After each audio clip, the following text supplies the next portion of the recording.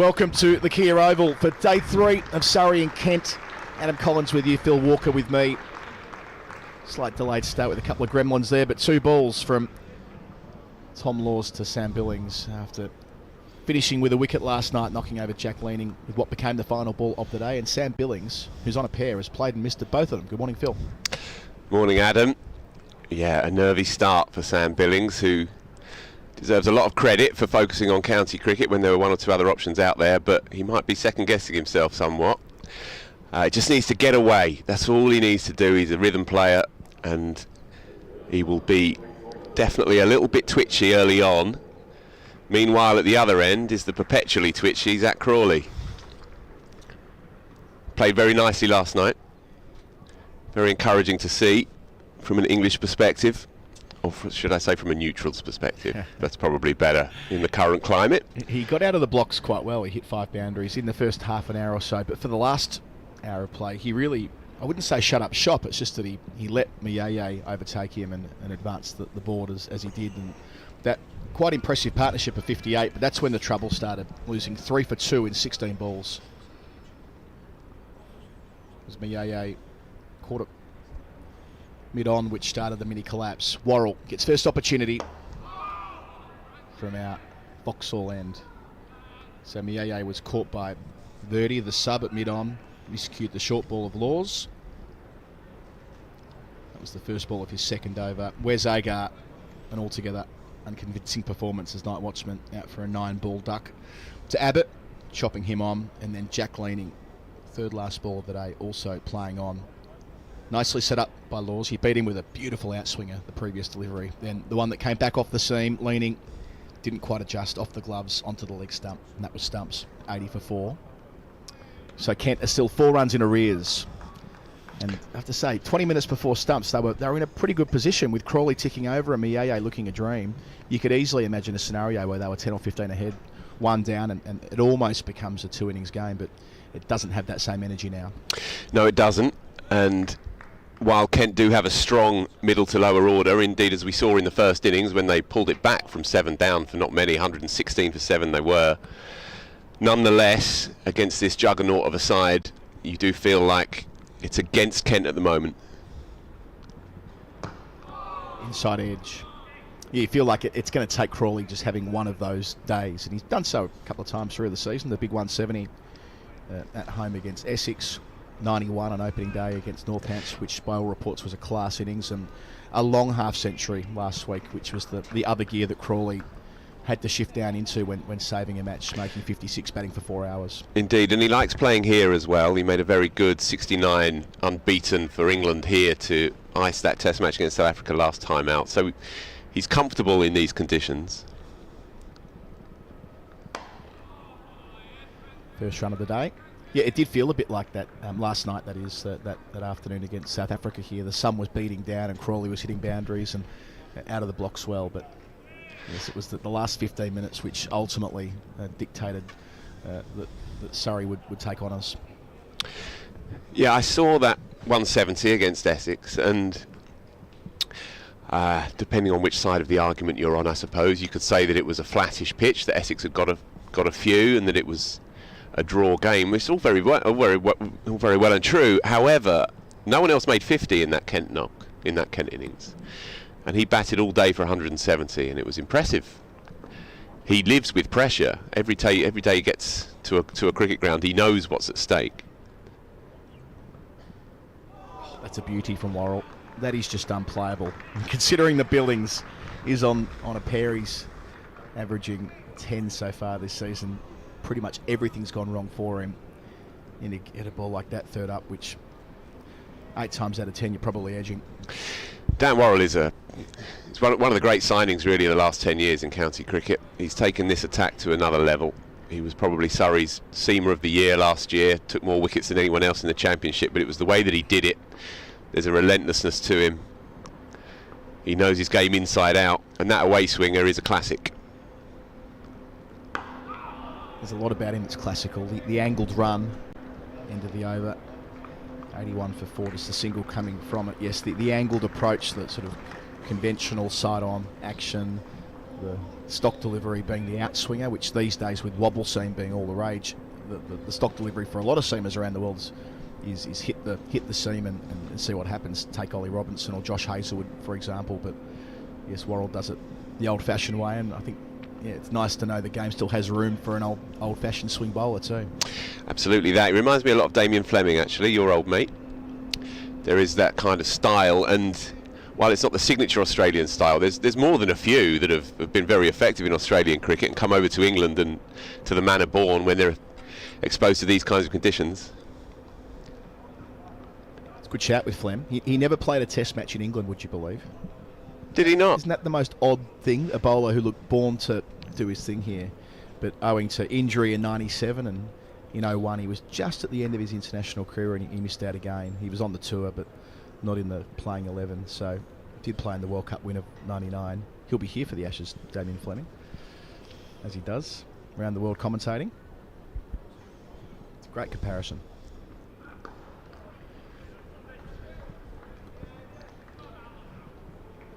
They've got another bowler, Australia, in their squad, who kind of meets that criteria in Michael Neser. You'll have seen him blowing Pujara's front pad off yesterday. It's going to be hard to leave him out. Well, you've been on that train for many a long year, Adam. But you're absolutely right, and he's been superb this year. There's a relentlessness to the way that he goes about his game, and of course picked up a hat-trick a couple of weeks ago with icing it with an unbelievable inducker, like a classic, really. And yeah, he will, I would imagine, have something to say this summer.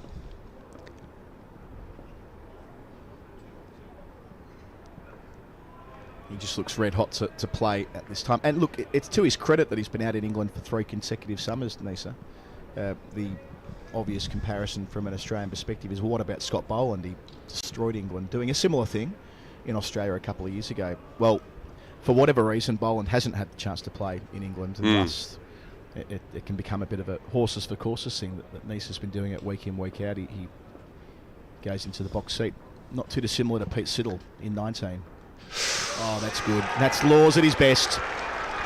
Billings bags himself a pair. His horrid campaign continues, and Tom Laws, well, he's got 3 for 3. He's got it all going on. Yeah, I'd hesitate to say unplayable, but that is a Jaffa first up, and when you are struggling for form and confidence as Sam Billings is, and you're on the dreaded pair, that's just about the worst possible delivery you want. It's risen off a length. There's been a bit of devil in this pitch right from the start. It's a really good cricket pitch yet again here at the Oval, and I'm afraid Sam Billings not been quite up to it. I think it took a little bit of glove, a little bit of splice on the bat, and easy catch for Ben Folkes. But this is what Tom Laws does. He's one of these resourceful young cricketers, and he makes things happen everywhere he goes. 3 for 3, and he's turned this game around in the last half an hour of play. Taking in last night as well, of course, and suddenly, from being relatively buoyant at 70 odd for 1, they're now 82 for 5. And Zak Crawley, who seems to carry the weight of the world on his shoulders at the best of times, has to do something rather special if Kent are going to even begin to creep their way out of this situation. Poor old Sam Billings. As you said off the top, he made a point of being in England for this part of the season. He wanted to give himself a chance to be in the shop window for Test cricket, having spent so many tours away wearing the orange vest, be it in the IPL or in England white ball teams. He wanted to be playing county cricket. Yep. It's just backfired. 92 runs now, an average. It'll be in single digits across the first 5 rounds of the season. He'll be devastated. He's one of the genuinely good guys in the game, thoughtful man. I think most people that know him just want him to succeed, but so it is. It's a cruel game. Yeah, perfectly summed up. I interviewed him in March alongside a couple of other county captains, and this is a man who lives and breathes the game. Yeah. You know, there's a real conscience there, and a conscientiousness as well about the future of English cricket. Wish him well. Short to start. Cox keeps it down, but it wasn't with any meaningful comfort. Had there been a forward short leg in position, I'm quite sure if it fell on the onside from our vantage point, but nevertheless, that's the change-up. That's what Laws did yesterday. He went full and short to good effect when bowling at Miyaye. Yeah, and you saw that there again, and it shows again how his alertness of mind. You know, he has a natural feel for a cricket match. We've seen that. Alex Stewart speaks very warmly of his game sense and his maturity. Full up and good, and moving again to finish. Laws 3 for 3 from 4 overs. Kent 82 for 5. They still trailed by 2. They're in a world of pain. They've lost 4 for 6. 4 for 6 speaks for itself. Might even be 4 for 4, you know. Just going back at my notes here, yeah, they lost their second wicket with the score on 78. So 4 for 4, the carnage since they had that really tidy partnership broken no more than a quarter of an hour before stumps last night. And again with Laws, he was bang on the money from the first ball. There was no slow easing into the day. The adrenaline was already there. He was already absolutely in the fight. The thing with Surrey is it is just a relentless group of bowlers to come up against. 5 class seamers who'd walk into any Division 1 side. Indeed, you can make a case that some of them would walk into most international teams. Indeed. In the case of Dan Worrell, he's played international cricket. He might again. He's eligible for England next year. Just to float that one out there. But there are this group. It's a little bit like Hampshire, isn't it? Where you get through Abbas and Barker and Abbott and there's James Fuller, who's taken 2 fifers this year bowling second change. Surrey have the same thing, where it's just so difficult to get on top of them and apply any meaningful pressure. Yeah. And this is the new philosophy, I think, for top tier teams in particular. They pack their seam bowling attacks. And it's strength in depth that Surrey have, and that Notts are trying to replicate, and Hampshire have too. And the other big hitters in the league, it's not about having 2 or 3 gun seamers that you rely on week after week. With the nature of the schedule as it is, you need to have a revolving conveyor belt. And this is what Surrey have done so well. They've recruited very cleverly. They've brought through their own as well, of course, and they now have a depth of seam bowling that is the envy of everybody else. And they juggle them around very well. And there's a versatility to it as well. You know, Jordan Clark took the new ball in this match and was pretty lethal with it as well initially up front. Gus Atkinson is carving out his own story here and doing it very eloquently and very quickly as well, not just through the air. He was an emerging player last year, and now he's a key man, but he's doing the Jamie Overton role in this side. He's coming in 20-30 overs into the innings and changing the direction of it more often than not. He's very sharp through the air, he bowls at full length. They each offer something different. Yeah, it's that point about who's not in the side, isn't it? I mean, Kemar Roach had to miss this week for family reasons. He's gone back for the time being. And Jamie Overton, of course, who was in the Test side last year.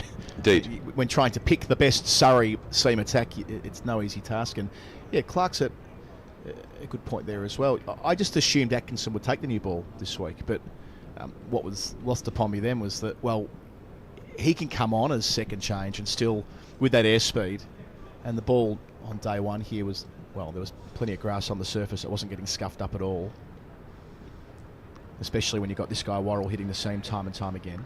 They don't lose anything by using their quickest bowler at first or second change. Indeed that. Yeah, he has a very good repeatable action, does Gus Atkinson. And as you saw with the bat as well yesterday, this is a cricketer who's riding the crest as it goes. And there are already some murmurs around the possibility that he might offer something at a higher level in due course. Perhaps this summer is a bit early, although we've seen it happen, and as you know, with quicks, they can be the talk of the town the morning after their one great performance, and this is how it goes. Good to finish, just the one that straightens off the seam. Worrell started well, 83 for 5. We saw that with Matty Potts last year. He might have been, I don't know, 15th in the depth chart when the season started, but had a brilliant first 6 rounds. So brilliant that he was rested from their final game of that stretch, Durham, knowing that he was in the frame for Test selection, and so it was, making his debut at Lords against New Zealand and putting in a really impressive summer. I think the perception of Potts was that he was a bit quicker than the average bear. The speed gun didn't bear that out, but it was the relentless nature of his approach. He was so accurate, and that's what you get when you're leading a county attack and doing it week in, week out in these conditions. He looks perfectly ready for taking the step up. And with Laws, it's not just with the ball either, is it? He made 4 half-centuries in the Royal London last year. Young player through the system. Yep. High-performance environment from a young age.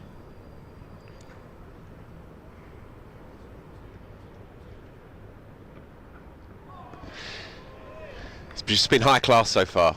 We've had 15 minutes of play. There's not been one hit me ball. The short deliveries from Laws have been well thought out and well directed. Crawley has played nicely for the few deliveries he's faced so far. But there's such a clarity of thought in this Surrey side, and they execute their plans superbly well time after time.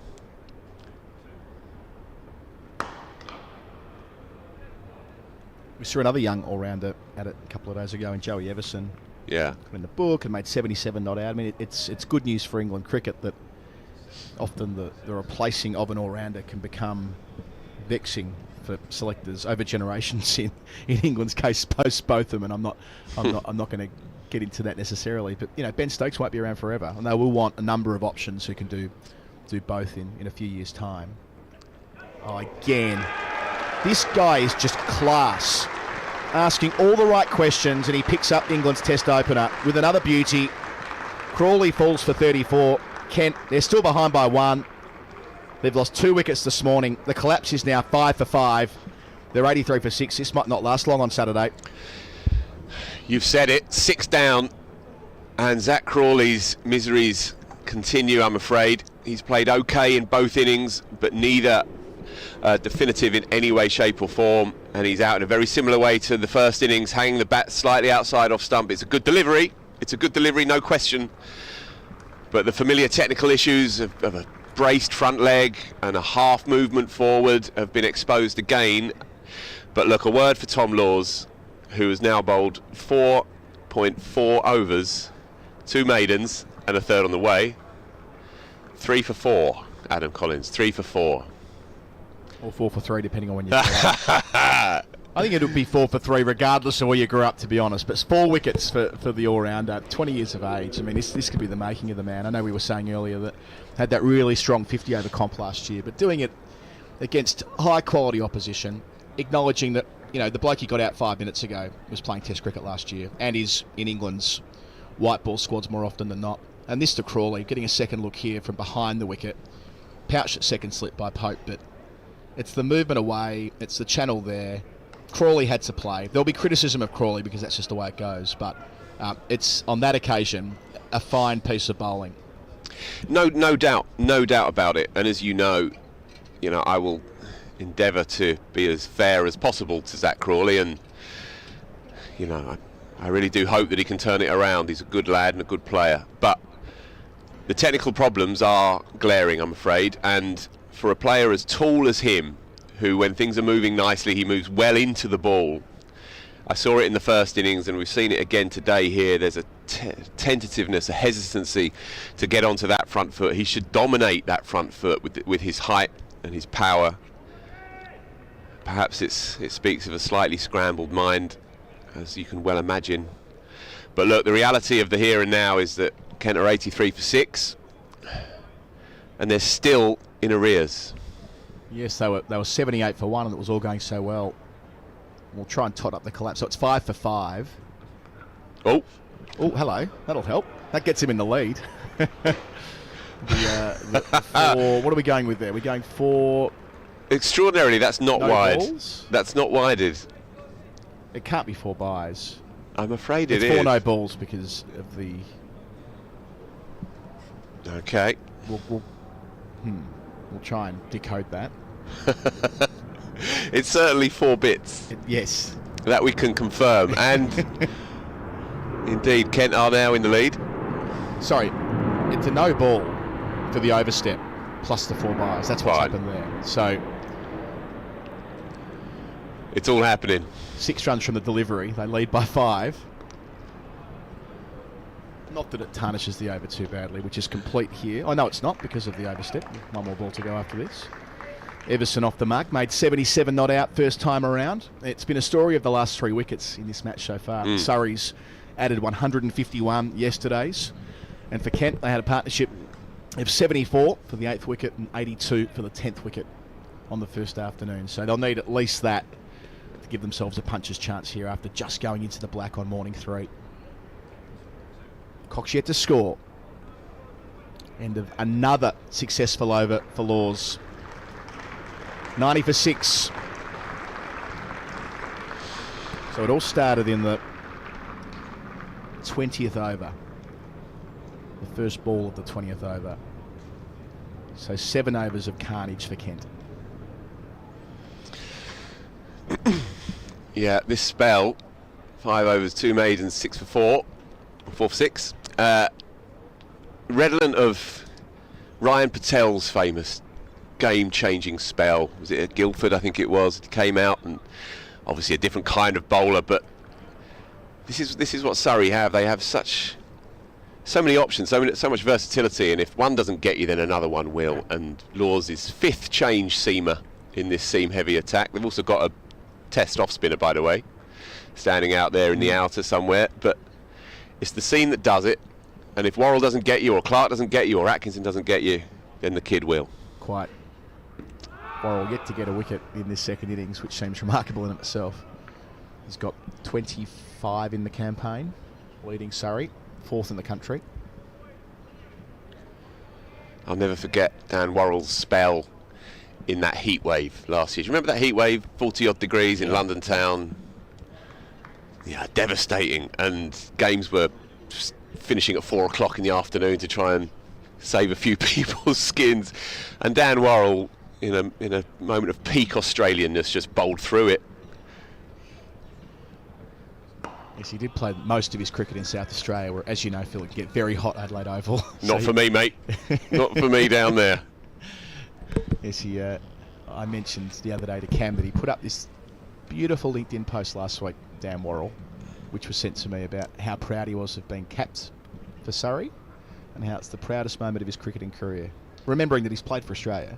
So that says a bit about what this opportunity in life has meant to him.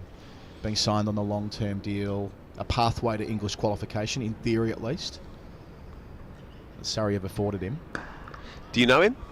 You know, I've never interviewed him. Right. Yeah, I've never had anything to do with him. I've been across a press conference table, but not had the sort of one-on-one experience. But yeah, it was a beautifully articulate piece that he wrote, probably 300 or 400 words, dedicated to his young family that they've had to make the move too. It's when you move overseas for work, it's not just you who's into a new environment with, in their case, as he said, no family or friends to start with outside of cricket. It's quite the thing to do. There it is. And yes, he sort of went on to add that Surrey have given him this opportunity, and he just feels so grateful he's been able to repay it and deliver on the field. And yeah, the recognition of getting the club cap last week, which is always a special thing for every county, sort of was the icing on the cake for him. Yeah, that's interesting, because we can simplistically fall into the trap of thinking that English county cricket doesn't really encourage the overseas player too much these days, but the evidence is all around us, right? You know, Shea Pujara down at Hove, he's developing a real kinship for that place. Michael Hogan's playing here, okay, you know, he's moved down from Glamorgan to Kent, but again, a real stalwart of the county game and a pedigree cricketer. Dan Worrell has been around the county game for many, many years, and it's further evidence of the value of this thing that is too often ignored or forgotten about or sidelined. There's great meaning to this, and we need to remember that.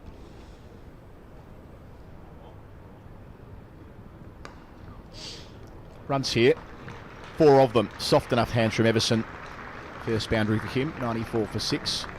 That'll was that a front foot no ball as well? No, overcalled. So it'll be back to Laws at the other end. You went viral this week, Phil, a couple of times actually, with observations you made on the Wisdom podcast, and I shared every utterance of it. I thought that you did a great job of synthesising the thoughts of many of us around the global game, but I think it's lost upon many that when we talk about the dystopian future of international cricket, what it will also do is cascade through domestic cricket as well, inevitably. I mean, it works both ways, doesn't it? You go up the pyramid and down the pyramid. Right. That's the whole idea of high performance. So if we tear at the threads of international cricket and there's less of it, and as you speculated, that this is the final great summer in England with Australia here, and that could not be ruled out on the basis of what the scheduling might look like in 4 years' time, or however long it takes for the T20 leagues that are owned by the IPL franchises to completely take over. Just short. The call doesn't quite get there to point. Smith away to his right, got a good pair of hands, but couldn't get underneath it. Yeah, what you're saying there about this in and of itself being very special, well, this will be affected. You can't have one without the other. No, indeed. But there's also a self-sufficiency to county cricket as well. And there is value and meaning in and of itself. It doesn't always have to be subservient to something higher and bigger and better, necessarily. It's a beautiful nice shot. Square drive, yeah, on the front foot. Cox off the mark. Good player. Showed it here. Batted for an hour on day one, and for the most part looked organised, and gets the chance to latch onto a rare long half volley from Laws. Yeah, it feels rather early in the day to be dissembling the future of international cricket yet again. I guess it was more on the basis of your virality during the week. It'd be remiss of me not to ask. Yeah, all Being right. a little internet star for the day or two. Yeah, everyone's 15 minutes, right? No, we can maybe cover this in a bit more depth later on. You know, we have a game on here in the meantime. We do, of course we do.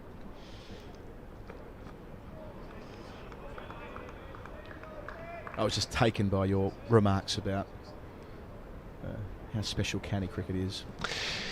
Yeah, further evidence as well. Good crowd in. Lovely day for it. I was down at Chelmsford as well a couple of weeks ago, packed out on a Thursday afternoon. People malign this thing at their peril. And the crowd will swell through the afternoon, but it was Thursday afternoon here where the pavilion was, I would say it was 2/3 full into that final session. And I was here last week for the Saturday of the Middlesex game for a couple of hours, and the Galladari stand up top there, wonderful vantage point over the back of the JM Fin stand and back to town. That was, again, at least half to 2/3 full. That takes some doing at a test venue. Absolutely. Really good ticket sales as well, apparently, for the Blast, which begins, of course, next week. Leg side-ish. And high. Ambitious. Yeah, Surrey in the Blast start against Middlesex. Lords end of the over, 98 for 6. They lead, rather, by 14, the visitors. They've got Middlesex on Thursday at Lords. Back here on Friday against Kent, same opposition.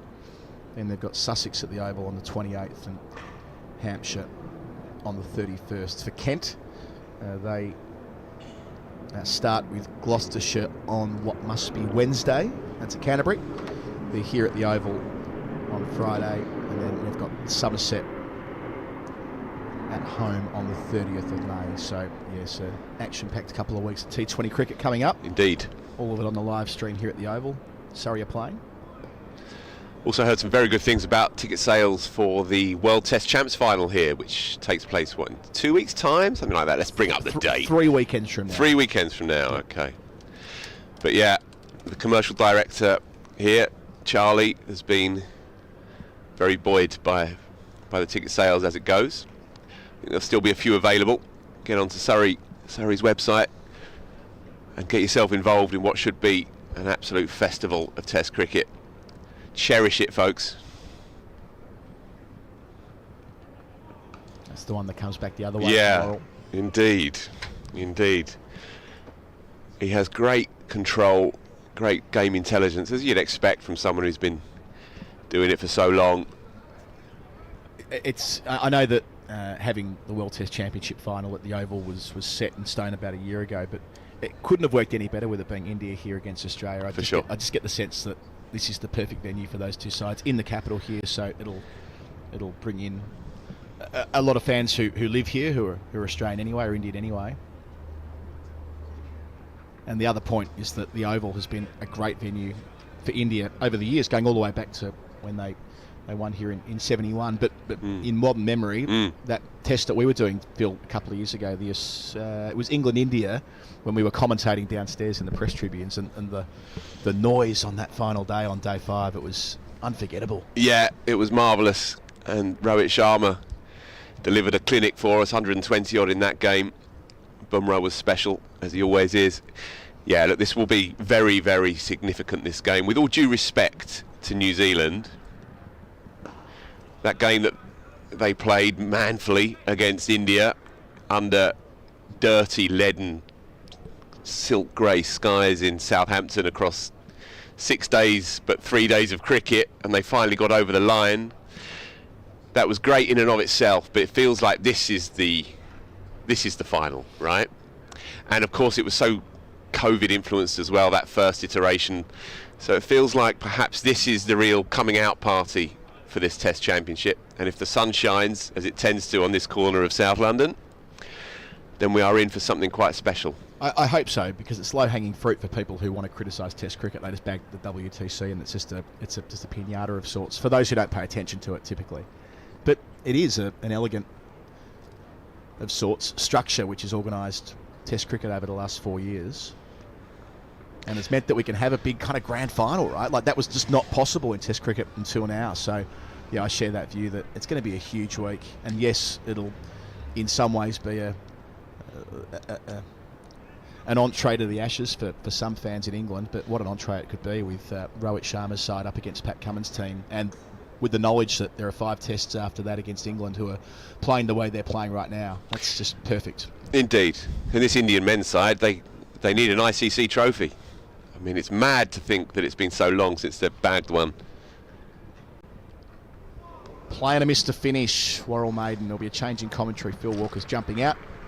Good to chat to you. 98 for 6, leading by 14, the visitors, after losing a couple of wickets early this morning. Both Tom Laws, Sam Billings, got a beauty. Finishes with a pair. Caught behind by Folkes, and then Zak Crawley fell in similar fashion. He was squared up, didn't quite get forward far enough, but a ball that was in the channel, moving away, taken comfortably by his England teammate Ollie Pope. Crawley out for 34. At that stage they were 83 for 6 and still trailing by 1 run, so the collapse was 5 for 5 either side of stumps last night. So 3 last night, 2 this morning, and this pair have subsequently put on 15. Everson, 5 of those, walking out at number 8, and there with Cox for number 7. Nikki Chaudhuri joining me for the first time on the stream today. Hello Nikki, good morning. Morning, how are you? Just looking for a bit of a rear guard from Kent here, aren't we? Can they find a way to post a competitive second innings tally? Short from Laws. Second time we've seen that in 2 overs, where it'll be credited as buys, but I guess I don't think Folkes was really in the frame there. Frustrating for a wicketkeeper. Yeah, not much you can do about that one. What have you made of what we've seen in the first half an hour? Well, it's definitely going Surrey's way. And I think with some of the deliveries we've had, you can't fault it really. I think we've had some great deliveries, the one that took Zak Crawley as well. Perhaps maybe just question, should we be playing that line? But yeah, definitely a good morning for Surrey. Just feels like Laws, who's come through the system here at Surrey, only 20, but this looks ready-made for this Division 1 stuff. He's been right on. Great competitor, got that reputation as a golden arm as well. He seems to get a wicket early in every spell that he sends down. Yes, definitely, and obviously with no Kemar Roach in the attack, he's gone back to the West Indies, coming in and really, definitely not really giving these Kent batsmen any chances to have a breather. Shot. Second time we've seen Cox open up through the offside, and the result's the same. Couple of square drives, couple of 4s. He advances to 8, 106 for 6, the visitors. They lead by 22. That's better, on top of the bounce. Yeah, the surf is just getting better as well as the sun's made an appearance. Finally, good to have some proper cricketing weather. Let's hope it lasts as we go into quite a busy summer. Yeah, we need it to last for for about 10 weeks, don't we, for all the Test cricket that's coming up. And we were just talking then about the World Test Championship final, but of course England play Ireland weekend after next. From a Surrey perspective, we've got the Blast next. So yes, through the middle part of the summer, the busiest part of the summer, just hopefully the weather improves on what we've had through May. I saw there was more cricket rained off at Bristol yesterday, another flash storm that took them off the field for a stretch of time when Gloucestershire have been so unlucky this year. I think they're up to 9 days where they haven't got on at all out of the 20 they played before this round began. Yeah, the weather's been absolutely terrible, and speaking from a Surrey women point of view, the amount of games we've had called off. Oh, bowled, it's Laws again. Of course it's Laws. Off stump, cartwheeling. He's got himself a 5-for at the Oval. 5 for 15. Everson castled for 5. Kent careering towards defeat. They're 107 for 7. That was a great delivery. Taking that stump out. And that brings up a 5-for for Tom Laws. To be fair, we had a great spell, I think, from debutant Arafat Bhuiyan yesterday. I think in terms of how debuts go, 4 for 65. You wouldn't be complaining with that, really. No, Laws here. I mean, just the fact that he can be such a threat on the outside edge and then fling in and just about Yorker length there to Everson, who was such a thorn in Surrey's side in the first innings, making 77 not out. But the resistance feels broken here to the extent to which there's been any across the course of this second morning. 3 wickets last night, just before the close, inside 16 balls. 3 wickets this morning in just over half an hour.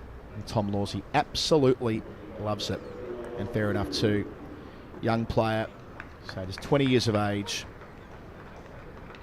And that's his first 5-wicket bag in professional cricket. Well bowled, young man. Got Grant Stewart making his way to the crease now. Would you see Kent finishing on here, Adam? If you're going to have to throw predictions into play, what do you see? What I would say is that it's been 7 down is where the party started for both Kent and Surrey in the first innings, wasn't it? It did, yeah. They were 118 for 7 when Grant Stewart was dismissed in that innings. And they did use a night watchman last night with Wes Agar. So if you're grasping at straws, Stewart is technically 1 position lower than otherwise would be the case. It's Cox who remains on strike. Good stop there at mid-wicket by Clark, saving perhaps even 4. It was well timed by the wicket-keeper. Yeah, so on day one, they went from 118 for 7 to 192 for 8. So Agar putting on 74 with Joey Everson. And then for the 10th wicket with Hogan, they added 84 more. Most exciting, getting them up to 278. And what we thought was a credible score on a pretty tough surface. Nothing wrong with it, but Surrey seamers were asking questions throughout with plenty of lateral movement. The main man here, Worrell, getting 3 of those wickets. But yeah, it was much the same yesterday. Surrey were 211 for 7 when Clark fell. Then that partnership of 53 between Laws and Abbott. Another big stand between Abbott and Atkinson. Abbott making 78, Atkinson 55 not out. And Worrell playing his role as well, giving Atkinson some support. So it was the big finish from Surrey to give themselves that healthy first innings lead when it looks like that was in some doubt, middle of yesterday. I think at 211 for 7, Nikki, you would think that Kent were more likely to take the first innings lead. How different the game feels now. It could be all over in an hour or so if things continue the way they are. Yeah, definitely. If Surrey continue to bowl like this and we pick up those next 3 wickets imminently, then I don't think we have much cricket ahead of us today. I think there's a music festival going on somewhere around here. I'm looking sort of back towards John Surtees. I can't see him. He would know. John's the man who would know if there's a music festival on the Surrey comms and community impresario. 3 slips. Bouncer, good from Worrell, good change up.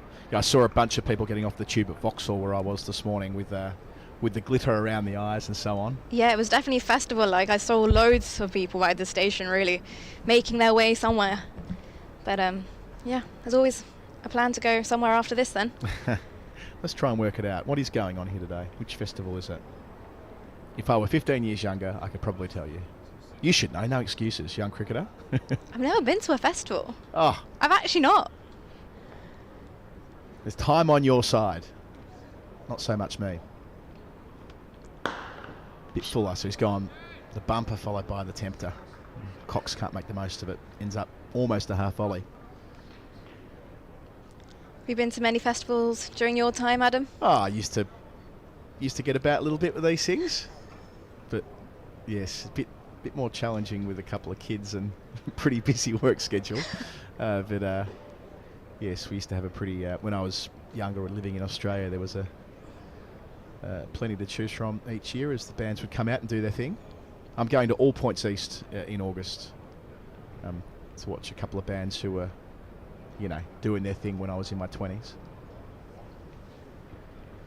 Short and, oh gee, that's messy from Worrell to finish, and it's signalled as byes, and it shouldn't be. That should be 4 wides. Folks had no chance, but that's the way it is in red ball cricket. That it often goes against the wicketkeeper. The third batch of 4 byes today. It takes the lead up to 27 at the end of the 31st over. 1-1-1 for 7 on Nelson. I think the issue with these festivals is that, especially if you're playing cricket, they always take place during the summer, during the weekends, when more likely than not you're actually playing a game yourself. That's a great point. What club cricketers miss out on, what we sacrifice to turn out on the field on a Saturday afternoon. Festivals not least. So you've said you've had a few games washed out with the Surrey women so far this year. Well, what's the configuration now since the Rachel Hayhoe Flint tournament started back in 2020 and the Charlotte Edwards Cup, which began last night with a high-scoring game. I saw the Northern Diamonds piled on more than 200 in their innings. How many games of cricket do Surrey's women now play each year? So ECB funded, we will have 8 T20s, which are mostly put into double headers, so they get pushed into 4 days, and that is pretty much done. So we are pretty much in the middle of May, and you were washed out for some of them, were you? Yes, we've been washed out for for a few of them. Yeah. So that is pretty much done, and then it's left to the counties to decide if they're going to put on any longer format 50 over games, which luckily we do have a few lined up.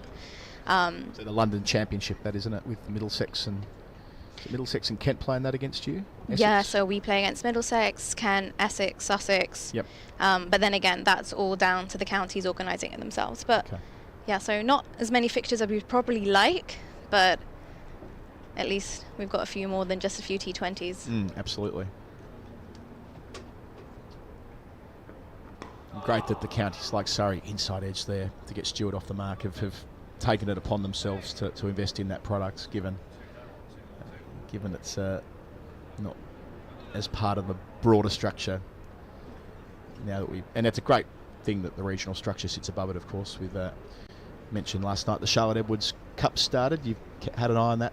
Yeah, sure. I did watch it. So Northern Diamonds played against Western Storm, and Lauren Winfield Hill put on quite the innings, 98 off 56, and Diamonds won by 32 runs, apologies, and yeah, there was some serious hitting, I can say. Yeah, Holly Armitage was in the runs as well. Yeah, she scored around 74. I think it was like at a strike rate of well into the 200s as well for her. So they'll be picking that Women's Ashes squad soon.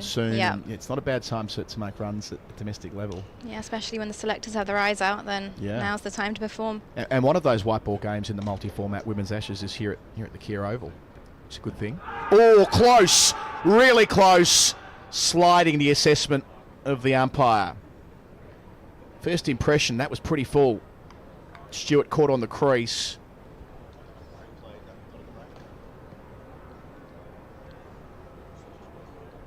That was a close one. Just down on the replays at the moment, so unfortunately won't get a second look. However, watching it back in my iPad, which is lagging by about 30 seconds, that could have definitely gone either way. Wasn't sliding by far, if at all. Ends the over. Laws again, all over it.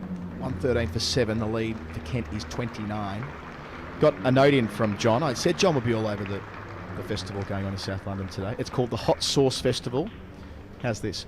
How hot is too hot for you? Find out at the Hot Sauce Festival in Peckham.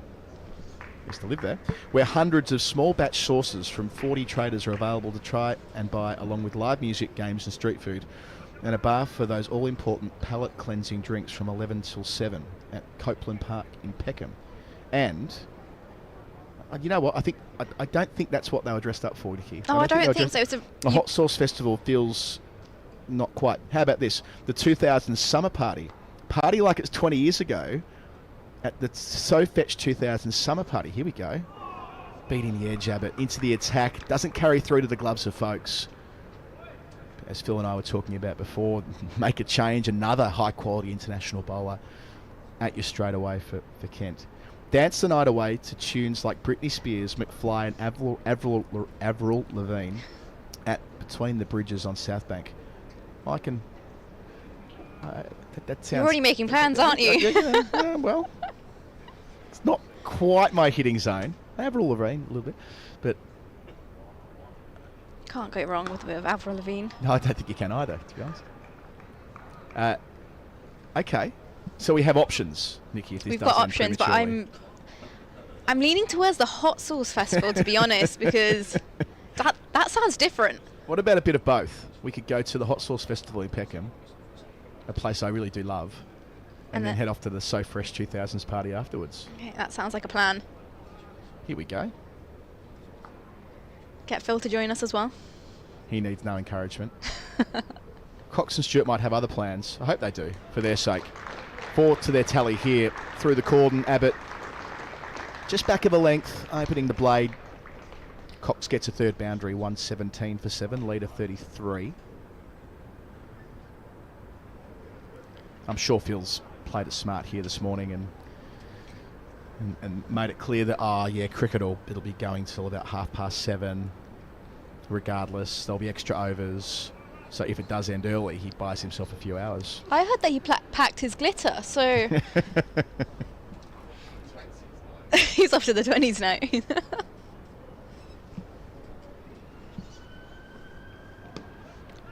Getting down the leg side. There've been more runs via leg buys and buys than there have been off the blade this morning. Just waiting for a signal here. This is leg buys.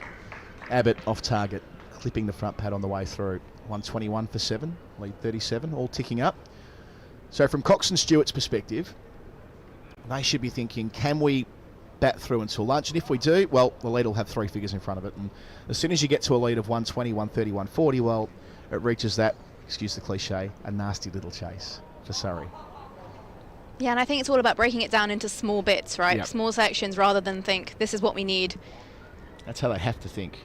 And as we mentioned before, 7 down has not meant all out. Far from it in this game. More runs have been scored from 7 down than have been from the first 7 wickets. So something to take from that as well. And it's going to get better to bat here. There's no reason to think it's going to deteriorate in the slightest. Exactly, and they've got the benefit of time. They've got time on their hands. It's not like we're playing a shorter format. So if they want, they can, and hopefully they do want to, stick out there all day. So not quite on the mark in Abbott's first over. Picked up a wicket last night. 121 for 7, 8 runs from. Wonder how they'll play this. So they've got Clark, who's yet to bowl this morning, and Atkinson with extra pace, yet to bowl as well. Atkinson last night didn't send down too many overs either. He was used for 4. So a nice spread for Rory Burns to pick from. He might be at the 2000s party later too, if they get the job done here.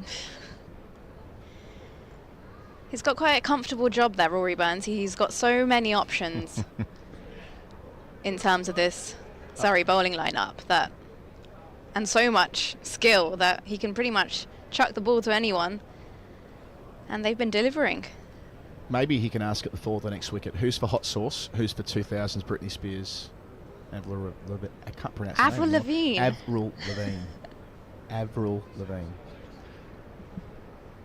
Yeah, she was popular. When I was in school, she was popular. She was popular when I was in school, 20 years ago. More than 20 years ago. Leg by again. But yeah, there'd be the Australian team of the 90s had this thing called Nerds and Julios, where the sort of more inclined to go out and enjoy themselves were known as Julios, and those who are a bit more bookish and a bit more, well, nerdy, as it were known as the Nerds. And they used to split them into two, and they would do they'd play golf against each other inside the Aussie squad and so on. Maybe for the Surrey side it can be hot sauce. The hot sauce crew can find their way somewhere this evening, and the 2000 set. Maybe the older guys might be inclined to go to the festival, and the younger guys who wouldn't necessarily be as au fait with the music, would they? If you're 20 or 21, what does Britney Spears mean to you? Not much, I wouldn't have thought. Yeah, but I feel like everyone knows a Britney Spears song, so yeah. It's the vibe I think they'd go for more so than how much Britney they've experienced or been exposed to. Yeah, no, that's fair. Cultural icon. Yeah, definitely. So Law's still got 3 on the shelf here. He's picked up 5. Could be an 8-fer. Won't be here. Lovely shot. Stewart on the front foot. Driving with some authority. Does have a first-class ton to his name. A fast one too, back in 2018. Journeyman cricketer. Got his opportunity later in life to become a professional, making the very most of it. They say how much he loves the sort of high-performance environment. He's giving this career of his at Kent absolutely everything, playing for Italy as well. We spent a bit of time yesterday going through the ins and outs of Italian cricket. He's played 10 times for them in the last couple of years. Big all-rounder. Yeah, and the Italian women are going to be in Jersey at the end of the month playing in the ICC Europe World Cup qualifiers. Ah, I see. You're doing that, aren't you? Yes, I'm covering that. I'm going out there next week. And so Jersey going to be there, Scotland, Italy, off the top of my head. So yeah, we're going to have a few. Turkey are going to be there as well, which I've not heard much about their women's side, but it'll be interesting to see. I know they have a men's side, and they won the ICC competition back in 2014, and that was played in Corfu. Well struck again to finish, but collected in Laws' follow-through. Leads 43, 127 for 7. So yeah, if you didn't know, there was a cricket ground in Greece, in Corfu. They've played some ICC approved matches there. Oh, okay.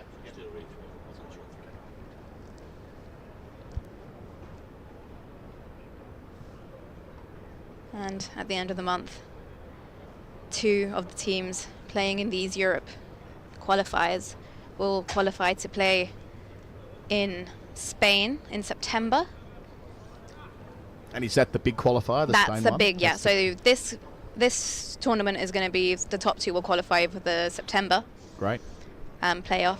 Ooh, Abbott gets that one just to shape back towards Cox to start the new over between bat and stump. And then in September, the top 2 that qualify there will then make their way to the World Cup. Great. So this is the next T20 World Cup? So we're talking about T20, not 50 over cricket. Yes, right? T20. Yeah. So the next women's T20 is quite a long way away, isn't it? Because they played in South Africa this year, back in January and February. And then the men's have their version in July, which is going to be in Scotland.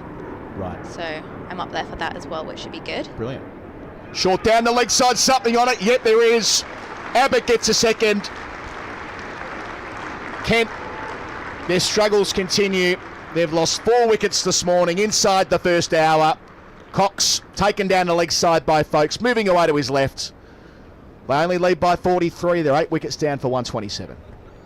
Yeah, the most deliveries that we've seen gone down the leg side down for 4 buys or leg buys, and this one just holding its line a little bit more and going straight into the hands of Ben Folkes. So Surrey very happy with how this morning's run. 4 down within the space of an hour. Not exactly what Kent would be wishing for. Yeah, nothing particularly impressive about the delivery from Abbott, truth told, but yes, they have bowled at the line of the body quite a bit this morning, and one going their way, and easy pickings for Folkes. Good footwork, got into position nice and early, and took it just on top of his left knee. We don't unfortunately have replays at the moment, so I've watched it back on my second screen, but I assure you he took it comfortably. So Abbott, oh no, we do have a replay here. Here we go, we're back in business. As you can see, over to his left, piece of cake. Ben Folkes 3 catches in the innings.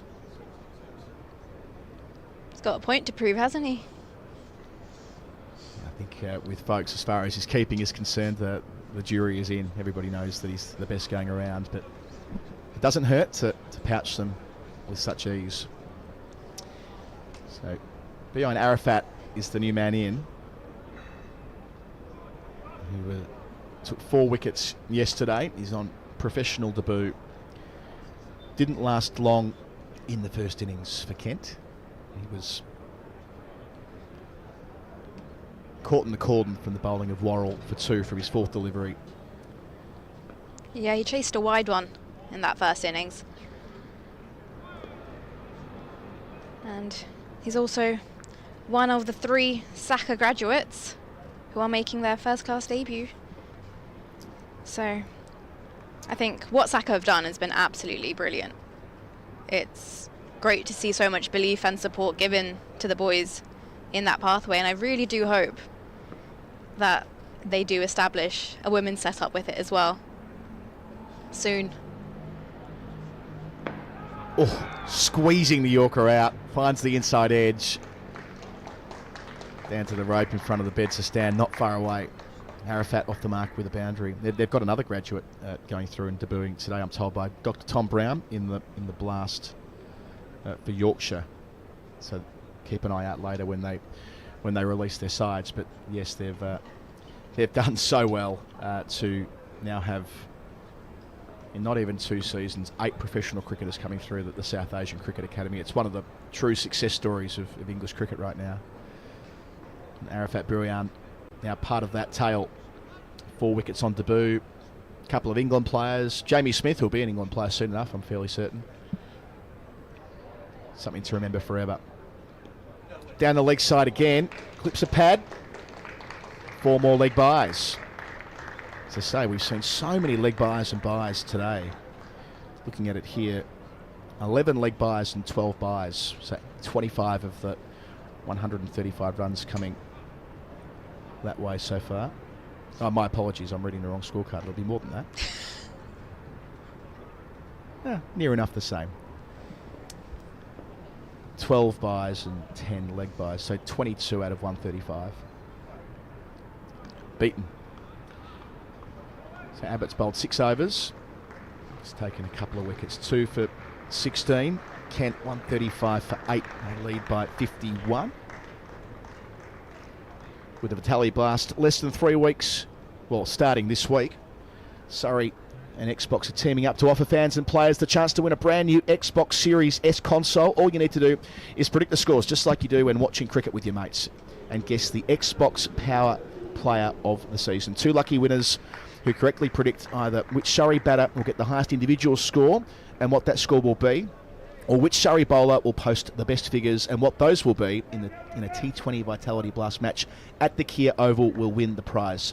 2 winning Surrey players will also win an Xbox Series S console thanks to the team at Xbox. The competition is running ahead of our first home game here against Kent. Entries will open until Thursday the 25th of May until 11:59 p.m. To participate in the competition, entrants need to be in the UK, residents aged 16 or above. Only 1 entry per participant will be allowed.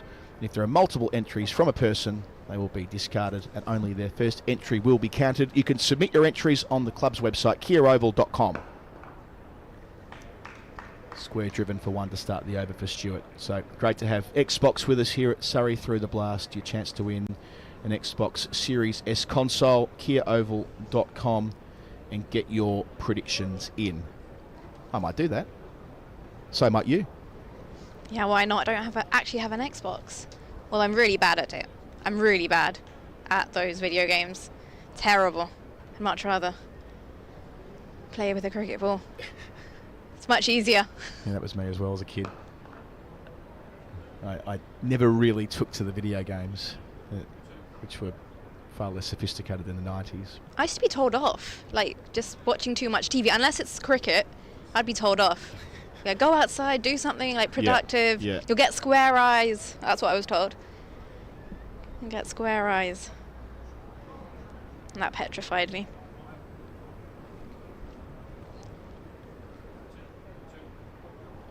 I love living over here, but great thing about growing up in Australia is the climate, and thus you have sort of 9 months a year, maybe 10 months a year, where you can play cricket outside deep into the night.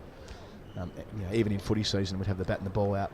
My brother in the driveway or in the backyard and so on. You're very lucky. Everyone I know who's gone out to Australia to play a season out there, no one's ever wanted to come back. Everyone said, we didn't realise how much we've been missing out on, like just spending 6 months in Australia. Edged and taken. Pouched comfortably, Ollie Pope at second. That's the end of Stewart. Clark into the attack, and it works just about straight away. What a great option for Burns to have.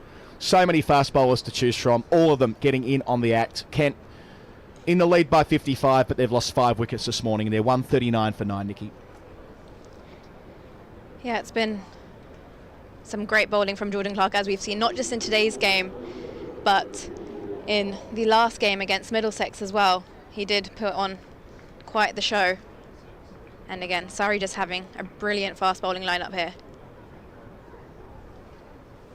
But talking about Australia, Adam, I do want to bring up something I read earlier, and obviously you being from there, you can probably shed a bit more light on it. So I read that in Australia, especially in junior and pathway cricket, the wicket length has been shortened. Has it now? Well, we actually are going to get a replay here. Sorry, Nikki, we'll come back to that in a sec. So, yeah, straight into Pope's hands. Taken with his left knee on the turf. The best way to take a slips catch is when it's at that height. You don't have to think about hands up or hands down. And Pope, one of the best going around, the England vice-captain, enjoying a banana. Won't be long before he can get off the field and have some morning tea. That's the other angle. Clark right in the channel. Stewart picking the wrong ball to drive at. I must admit, I didn't know that, but I'm not surprised to hear it. You know, cricket can be played on wicket lengths of all different types. Juniors are coming through and learning the game. I know when I was a kid that wasn't the case, but there's been increasingly a move to make cricket less daunting for new people playing, to make it less intimidating if it's a sport that wasn't something that you were doing from age 5 or 6, and maybe having a shorter wicket at junior level can help with that, possibly. What are your thoughts? I think specifically they're speaking about the women's game, obviously, and Rachel Haynes did mention apparently that's happening a lot in pathway cricket, obviously, to make the transition easier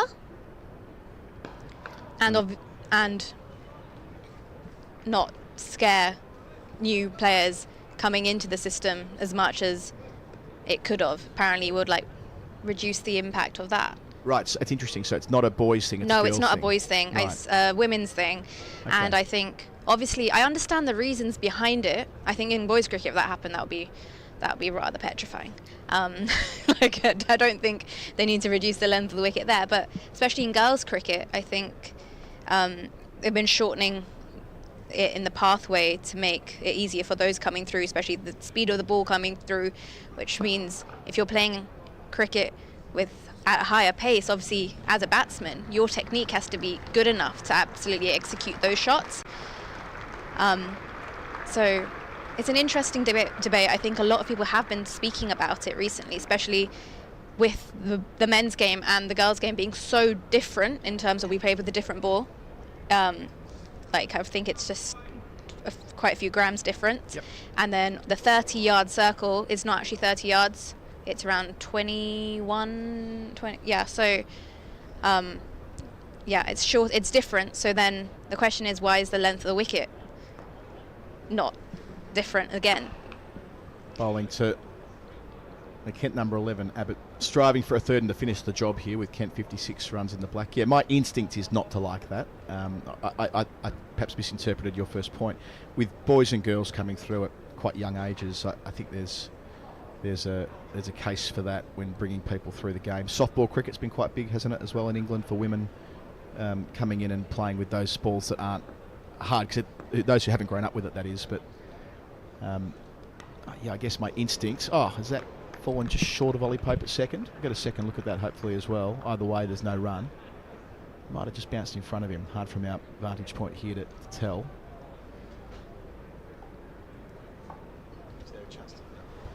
Yeah, well, Hogan lives to fight another day. Yeah, I think the debate that I used to sort of recoil a bit from was reducing the size of the pitch in women's international cricket, which used to do the rounds a bit some years ago. Oh, backing away there, Hogan, getting his pad outside the line as you would. He's never been dismissed league before wicket. Doesn't want to change that here today. There was almost a patronising debate that went around in these circles before the professional era, and I stress that point. You don't hear this really anymore, but there was a time where there was the argument that women should play on shorter pitches in international cricket as well, but that's receded since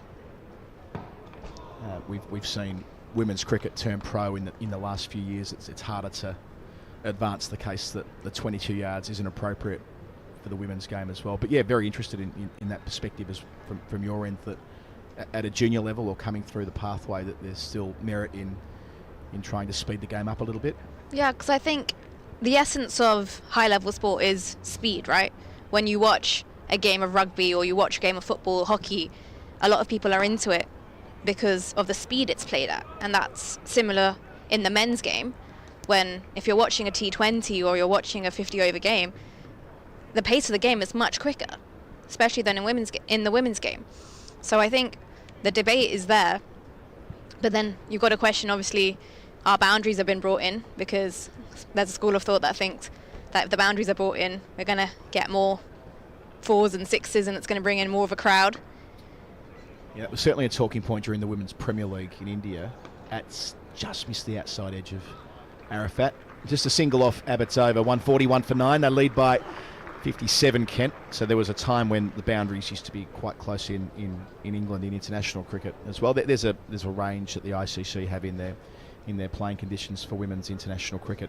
I think from memory it's 55 yards is the shortest. I think for a time it was 50. Anyway, in the Indian Women's Premier League they were in quite close, and it stood out, because over here now that's not the case. They're usually set back as far as they can be within the playing conditions. So it kind of optically felt that optically it did run against what we've seen in recent years. Can Clark finish it off here? Not here, he won't. Full and straight and dug out. As to whether that's the right message to be sending about having the boundaries brought into the closest possible stretch they can be.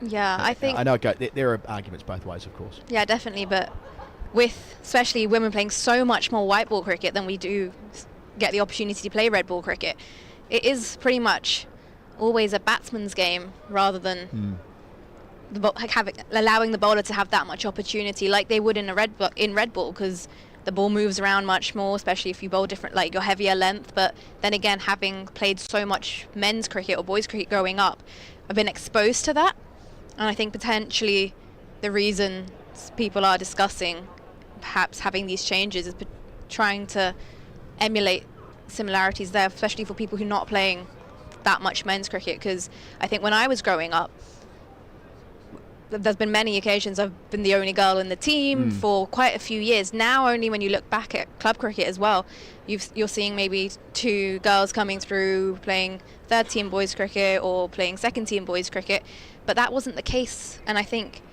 at that point, when you are being the only girl and you're having to at least prove your point, you don't really want to say it. Oh, he's bowled. It's done. The job is complete for Surrey. It's taken them only 68 minutes on this third morning to knock over Kent a second time. 6 wickets in a hurry. All out 141. They'll need only 58 runs to win this comfortably inside 3 days. Clark, 6 wickets for the match, 3 for 36 the second time around. Hogan knocked over for 2, Nikki Chaudhuri. Well, that was quite the morning, and that's wrapped up rather quickly to how Kent would have expected it.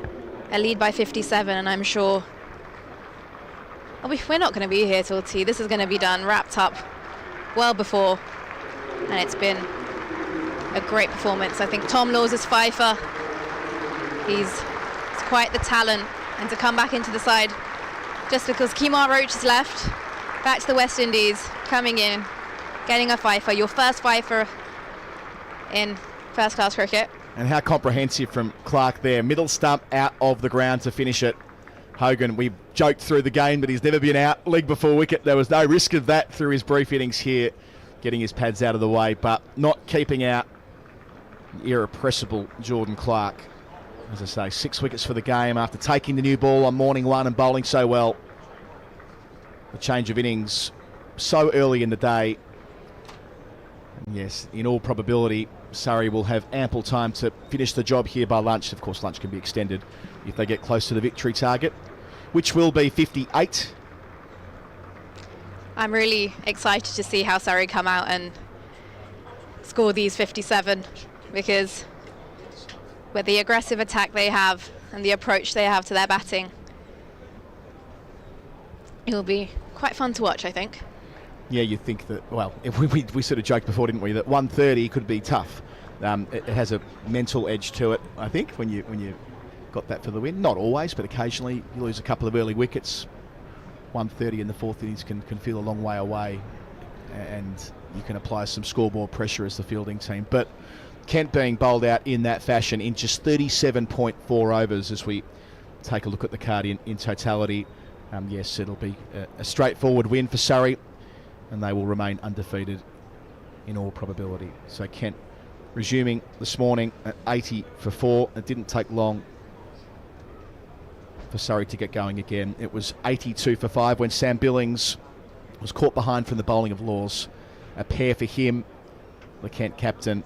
He's in a terrible rut of form at the moment, but that was just fine bowling from Tom Laws to get him going again after a couple of wickets last night. The 6th wicket was Zak Crawley, just 1 run on, 83 for 6 in Laws' next over. A similar kind of delivery. Crawley didn't get quite far enough forward, but found the outside edge. Ended up with Ollie Pope at second slip. Crawley dismissed for 34, second highest top scorer after Mayeye, who made 42 yesterday. The 7th wicket was Joey Everson at 107 for 7. Everson was knocked over by a full and straight delivery by Laws off stump out of the ground. Jordan Cox was the 8th to fall, 127 for 8. Cox was caught behind from the bowling of Abbott down the leg side, dismissed for 15. Grant Stewart, the 9th to fall, 139 for 9. He was caught at second slip from the bowling of Clark, and Clark again to finish it, castling Michael Hogan, the 41-year-old, for 2. So Tom Laws completes his maiden professional 5-wicket bag. 5 for 22 from 9 overs, comfortably the best of the bowlers. 2 last night, 3 this morning. Jordan Clark, 3 for 36, finishing off the tail. A couple for Abbott, one of those this morning, and an important one last night, knocking over the night watchman Wes Agar to give them a chance at Joey Everson, who fell as well before the close of play. No wicket for Worrell, but did his job, kept it tight. 12 overs, 4 maidens, none for 23. And Atkinson, 4 overs last night, none for 21. We'll have a change in commentary to take us through the start and, in all probability, the end of the Surrey chase. It'll be Phil Walker after a couple of further thoughts from Nikki Chaudhuri. So yes, it's been a great performance from the Surrey bowlers, and Tom Laws is going to go home rather chuffed with himself today. First fifer in first class cricket, and we're just seeing the Kent opening attack just have a quick run through on the side wicket as I welcome back Phil. Yeah, good afternoon, Nikki. It's been utterly remorseless by Surrey's 5-seam strong attack. They are beginning to put the fear of God through the rest of this top tier. They are becoming all but unbeatable, really. If you take out that game at the end of September at Old Trafford with the championship already won, they've now gone, what would it be, 20 games with that one blip in that meaningless final game. 20 games unbeaten now if you run it all the way back to April last year. There is a relentless juggernaut-like feel about this cricket team at the moment, and there's an expectation as well of victory from the moment that coin goes up on a Thursday morning. They need just 58 to clinch another one. Taha Hashim is with us. Good afternoon, sir. Hello, Phil. How are you? Yeah, I'm pretty good, pretty buoyant. It's hard not to be when you watch this team go about their business. This is really the standard of county cricket. They are setting the bar ever higher. It's hard to look at that attack and that particular performance this morning and not kind of have a thought experiment, if you like, about where this would stand in modern international red ball cricket. It has pace with Atkinson, real pace with Atkinson, 88, 89 on a good day. It has relentless seam and swing from the two Aussies in Abbott and Worrell. It has kind of insistent back of a length, hitting the pitch, containing work from Jordan Clark. And it has the golden arm himself, Tom Laws, and an intriguing cricketer, this kid. He's already building up quite a reputation for himself. Because he's not a particularly physically imposing bowler, we maybe assume that he's a little bit straightforward, a little bit medium fast, no more than that. But I think there is more to this cricketer than maybe met the eye initially. He doesn't have the pace, obviously, of Mark Wood, but he has a similar kind of elasticity in the way he approaches the crease and barrels through the crease. And it wasn't that he beat people for pace today, but he hurried them up and he made them second guess themselves. And you saw it with those first two wickets, Billings and then Crawley, both of them caught in the cordon, both of them unsure about whether to move forward, whether to hold back. And this is what the really good seamers do. He's already made his mark. He seems to be a sort of moments bowler. He got into his spell today, and throughout the season when he has played, when Surrey have turned to him, it seems like Rory Burns, if nothing's sort of happening in the pitch, you know, the sun's out of the oval, he'll look to Laws and he'll go, you know, I want you to get the wicket. He does the simples very well. He looks to attack those stumps, and today he got that ball sort of swinging away from Crawley, but you know, he was fooled. He wanted Crawley to play a shot, and then we saw him go straight through Everson, who played so brilliantly in that first innings, and to send that stump cartwheeling. There's kind of something about him. He's got that sort of Sam Curran quality, I think, of you know, making things happen. Yeah, it's a good shout, and it occurred to me actually earlier as well, watching him, that there is that sort of energy around him that you have with Sam Curran, who again, you know, we forget that he's a gun red ball cricketer, will come back into this side in the second half of the summer and be crucial to their, I was going to say tilt at the title, but it may well be a march to the title the way things are going at the moment. But yeah, it's an embarrassment of riches for this Surrey side, and Tom Laws, such is the nature of being a seamer in this team, he might not even play next week. Well, here's the thing. I mean, last week you had Worrell take a fifer in the first innings, and then in the next innings it was Jordan Clark who took 4, and then this week we've got Tom Laws taking the wickets. Every week there seems to be someone else just standing up, and they might not even get into the team the next week because they can just sort of, you know, pick and choose who they want. But yeah, it's relentless. You have two bowlers going out from each end, and then you think, you know, as a batter, all right, we've got through that spell, and then Gus Atkinson might come on and hurry you, or Dan Worrell might return and with that arching run up cause all sorts of havoc. So they just don't stop. Meanwhile, a lad who took 6 for on his test debut, bowling off breaks, doesn't even get a look in. Meanwhile, to the here and now, Surrey just need 58. Burns and Sibley, of course, to kick off. Burns to face first delivery. It'll be Wes Agar from the Mickey Stewart members' pavilion end. What can Kent take away from this? Runs immediately in signature fashion, and that will run away to straight mid-wicket for 4. Rory Burns is off and running. This could happen very quickly, Taha. Lovely shot there from Rory Burns. Just a nice, calm clip through mid-wicket for 4. Timed it perfectly. That's what he does. Rory Burns, he's inching his way into form. He played very nicely last week.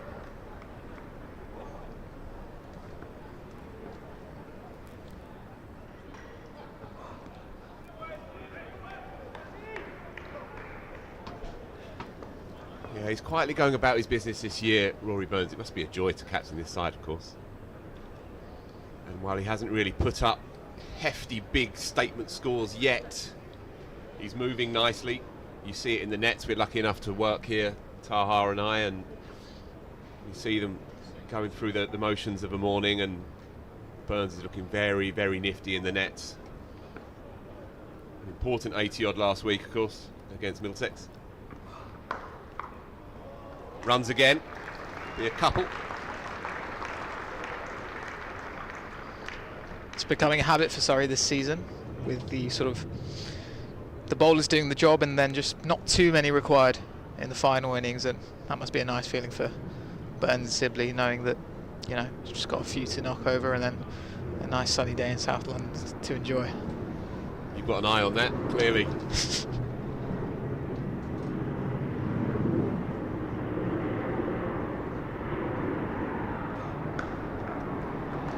Four more. 10 from the first 4 deliveries. The skipper's not going to hang around. Beautiful shot as well, leaning into the ball on the up. It was there to hit. It's a bit of a floaty, wide Wes Agar offering, but still superbly done.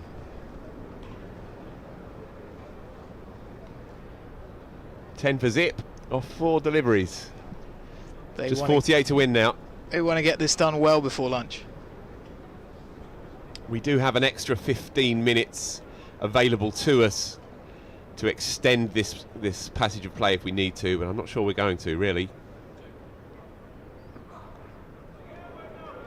Beats him. That's better from Wes Agar. Kent will go down, of course, in this game, but they can still take 1 or 2 away with them, and they can cling to a few crumbs of comfort.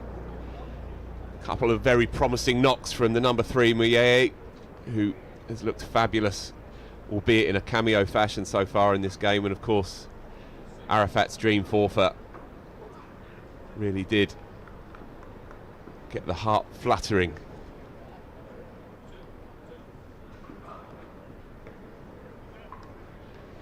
First one done then. 10 for 0. And Surrey are going to be doing this in a hurry. It's a real signature performance, Taha. Middle order runs, lower order runs have been getting them into these positions of ascendancy so many times. If you take it back to the start of last year, the number of times that it was a nip and tuck game. I think about the Essex game here, the 2 games against Somerset home and away when they inched home by 3 wickets in both of those examples, and this is the way that they do it here. They back themselves to get themselves out of any pickle. They bat all the way down, and they do it with great confidence and class. It's that lower order they've got where you've got the quicks that, you know, don't just do a job with the ball, they can bat. I mean, Abbott's knock in Surrey's innings was just so integral. I mean, it looked like it was going to be a sort of straight shootout basically in the 3rd and 4th innings, but they just got those key runs at the end, and they've got Clark as well lower down that order, just so strong there. Effort ball by Grant Stewart. Dominic Sibley's not going to give up easily here though. He fancies a red inker. He started the season very positively, back up top for Surrey. And you're absolutely right, just going through that first innings again, Surrey was 6 for 180 and 7 for 211 in response to Kent's 278 up top, and Kent were absolutely in the game at that point.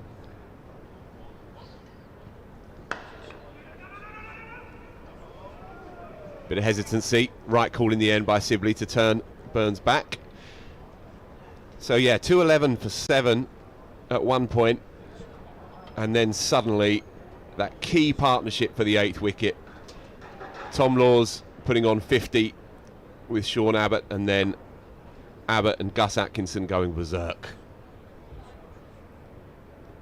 To have your number 10 hitting 55 of 44 balls, I mean, that says something. Yeah, and Abbott 78 from 88 deliveries as well. It wasn't a number 9 having a hit and hoping for the best. It was a studied knock. There's absolutely no fluke about it. No, he's a proper all-rounder at this level.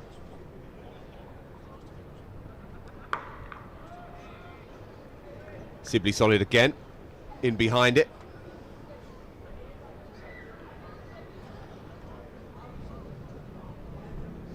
Can you see any other side challenging them across this campaign?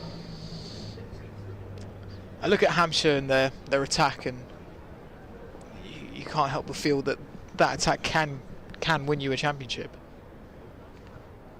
Abbas, Abbott, Barker, Barker criminally underrated in my opinion.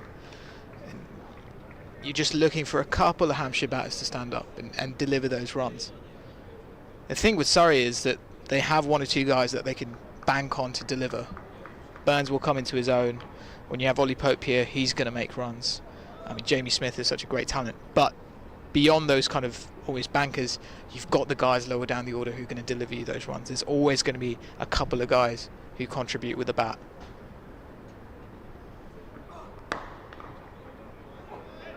It's Agar in again, and Burns is definitely in a hurry here. He's pushing hard at that one, didn't quite get enough of it.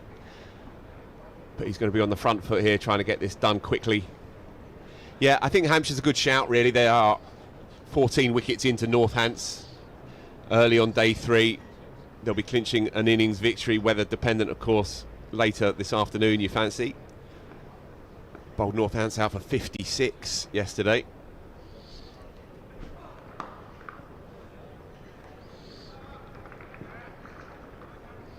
Scampers that first one, Rory Burns. He fancies this.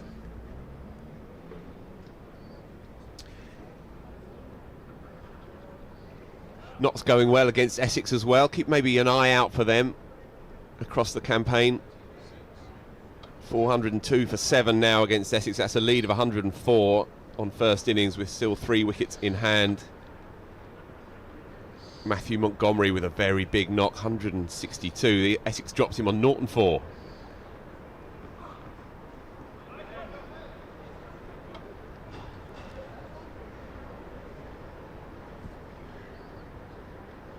Lanks as well, many people's pre-season favourites, not really got going, haven't managed to clinch one yet this year. 5 draws now on the spin. They're not playing this week, of course. And the thing is with this Surrey side, they don't do draws. They just run away with it. They began top of the table, and they're going to extend that lead, of course, sometime this afternoon.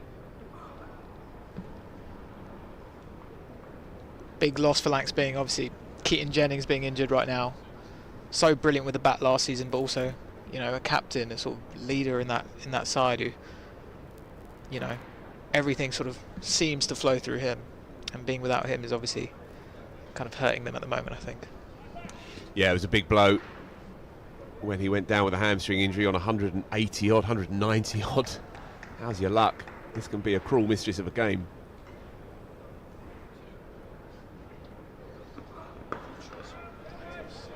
Sibley again playing it quietly out into the onside, yet to get off the mark, but that won't bother him at all.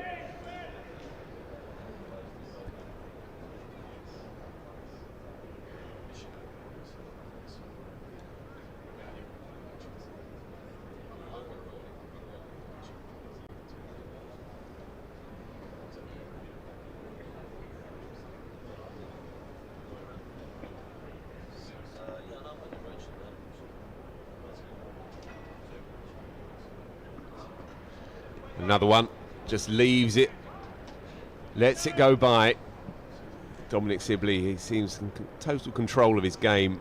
As we said, he started really well in his second coming as a Surrey cricketer. And it has a lovely light and shade to it, this opening partnership. 2 test openers, of course, with home test hundreds behind them, so they are pedigree players, that goes without saying. Sibley has slipped in perfectly back into this setup.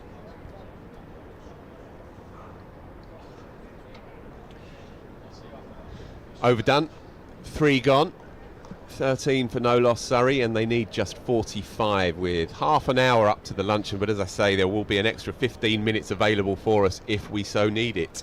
Just rounding up the other games then for you. Somerset are in the box seat at Lords, just north of the river against Middlesex. Middlesex following on 1-2-3 for 3, still trailing by 106. So they are staring down the barrel somewhat. George Bartlett, I saw, got a very, very good 100. He's a good young player, got 120 odd in the first innings. Somerset needed that result. So yeah, it's totting up quite nicely, this campaign as it stands. Down the track, Rory Burns, trying to plonk him somewhere over Cow, I think it was. Maybe flick the pad. No danger in the end. Trying to take a leaf out of Ollie Pope's book, the sort of little skip down the wicket for a clip through mid-wicket. But nah, didn't get anywhere near it this time around. We have an audience in the box, Taha, just to warn you. Standing room only at the back of the box.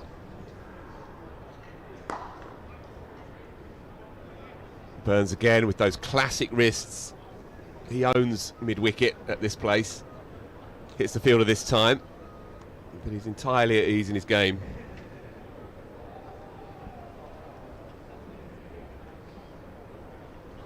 It's all rather forlorn for the visitors, I'm afraid, but they will go through as best they possibly can.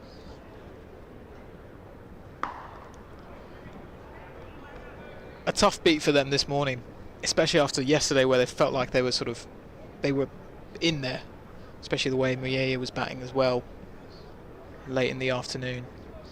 I mean, the one positive they will take is the young debutant, Arafat. It's a really stirring story, a 26-year-old making his first class debut and a really storied fourfer. Down the track, fortunate, just managing to get enough on it, squeezes it past his own leg stump, but it runs down for his third boundary. Burns onto 15. Surrey doing this quickly in the sunshine already. Not just in this commentary box, people are starting to make plans for their afternoon. Taha, what have you got for us? Whatever you fancy, Phil. Well, I've got my suit here. I'm off to a 20s themed evening tonight, so I might get done up a bit earlier. Leg side, stifled appeal, but that's going down. Flick the pad, but nothing doing. Yeah, as you say, Kent need to just grab a few crumbs of comfort here. Joey Everson played beautifully in the first innings. Butler-esque, I thought, for that 77. Sets up very similarly to Butler. Same bat sponsor, same mannerisms. And as you say, Arafat's dream spell as well. That scuttle along the floor. And as well, Muyaya, you know, if you look at it on paper, then there's not too much to write home about, a 20 and a 40. But the nature, the style of the way that he went about it, only his second first-class game of the season. There's a lot to work with there for a schoolboy prodigy, as everybody knows. He was Wisden's Schoolboy Cricketer of the Year, broke various records as a teenager. So there are crumbs of comfort for them. Agar in again. He's off the mark this time, and I think that will run away across the outfield. No, in fact, no, just a couple. Played it quite gently, quietly off his pads. There are definitely touches of brilliance to Muyaya's batting. I thought the way he was driving through the covers, that little, I wouldn't even call it an uppercut, but a little dab, essentially over third man for 6 off Atkinson yesterday, just using the pace. There is something there. Definitely, he has time, not just on his side, but at the crease as well. He looked class. And obviously that fourfer from Arafat to get Pope, Jacks, Folkes, Jamie Smith. That's not too bad on debut at the Oval. 3 test players and a future one. 19 for no loss here, 39 required. 25 minutes up to lunch, so the race is on. Kent do remain a bit of a mystery to me with the sort of the batting names they have to still be kind of struggling to deliver those numbers. To go by again, Dom Sibley. He's not going to play out of his box. No need to, of course. It's good to see him settling in so seamlessly. Important 50 on his return in the slipstream of that Ollie Pope masterclass against Hampshire here last month. And he's just going about his business very nicely. And he showed off a few tricks in that innings as well. A couple of reverse sweeps. Yeah.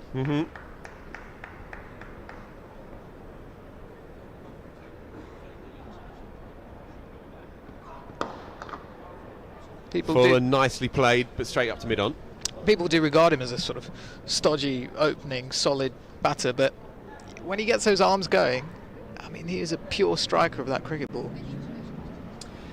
Yeah, he doesn't need to expand unnecessarily in this side with such a strong middle and lower order. That said, in the current climate, he will be keeping half an eye on how to go about it, whether he dares expand just that little bit further or bowled.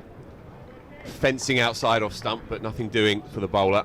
He's a little bit narky with himself there, Dominic Sibley, rehearsing the cross bat shot rather than the prod. But you see it with Burns. You see a conscious attempt to try and open up elements of his game to see where it may yet take him, to constantly be evolving. And it's no secret that red ball cricket is evolving fast in this country. Bang on cue, lets it go past. Well, you wonder if it's even an option anymore. I think it's a requirement. You have to sort of look to try and expand your game if you want higher honours now for this England side. You've got to show that there's a bit more to just seeing off the new ball. You've got to kind of go after it, really. And on Burns, I felt he was a little bit unlucky to be jettisoned from that England side when he was actively trying to expand his game at the time. And I remember he made a very good 100 at Edgbaston against New Zealand. No run there, which was perhaps his most extravagant and flamboyant knock for England, that he was playing cross-bat shots, he was climbing into the pull and the hook, which wasn't really in his game in his first iteration as a test player. But sometimes the timing is just slightly off, and this was slightly pre-Stokes, of course, and it just wasn't quite the right thing for the right moment, but he may yet come again. Beautifully played. That will run away for 4.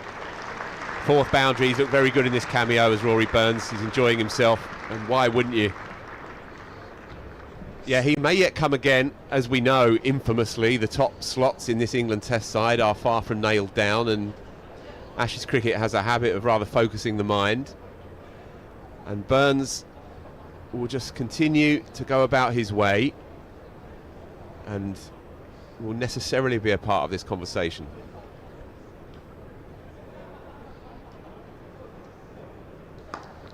Nicely played to the in-swinger into the left-hander's pads. He doesn't miss out there, moves into the 20s serenely now, and the target is now just coming down to 34. I mean, for all the moving parts, there's fluency there. There always has been. There always has been, and when he drives through the covers and when he plays a punch of the back foot like he just did, you can see it. There is a stroke maker there. There always kind of has been.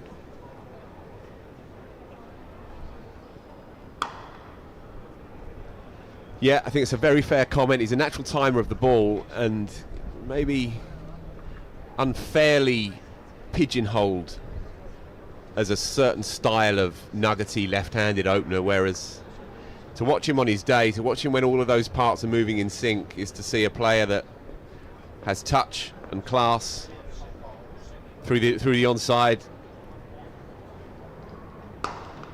He's especially strong, but you're seeing it just in this little glimpse of a knock, that when the rhythm is good and the weight transference is there, he can move into that ball outside off stump and clip it away very nicely through the offside.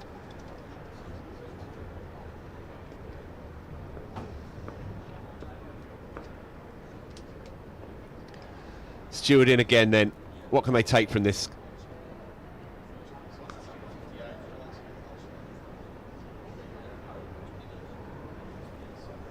Six gone, 24 for no loss.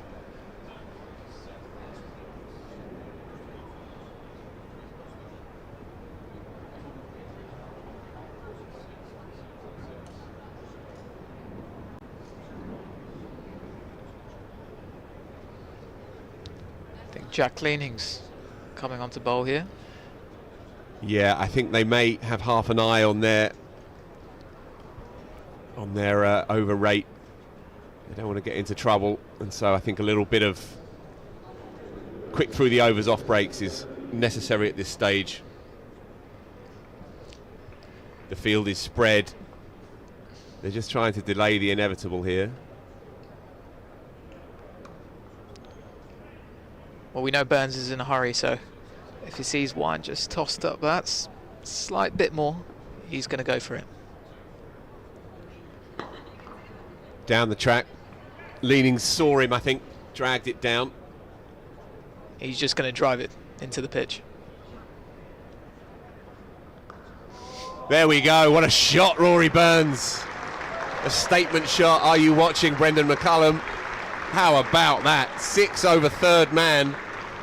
Reverse slap. Astonishing piece of work there by the Surrey skipper. Here we go, Taha, on the replay. Talk me through it. He's switched his hands, turned himself around, and absolutely crunched it over those two men.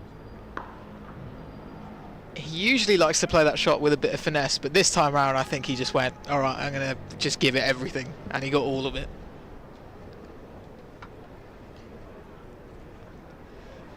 I've seen a lot of Rory Burns over the years. I've never seen him play a shot like that, have you? I've seen him play that reverse sweep, but not airily for six, no. He Blank faces at the back of the box as well. But as I say, this is the way that he's going about his game this summer. We saw it in the pre-seasons, we've seen it in the nets. He was running down the track to the medium paces in the warm-up games against Middlesex. And it's good to see, because you can't just get to 10 years in and just accept your position as a cricketer. You have to always be exploring and investigating what else you can get out of your game. You see cricketers come and go and come again. This iteration of Rory Burns is an intriguing one. And the thing is, if he did just stick to what served him so well for the last few years, you know, he'd be fine, but it seems like he does want to just evolve just a bit more. Arafat's on, and Burns is taking it through mid-wicket. It won't go for 4, but he'll pick up another couple, easy as you like.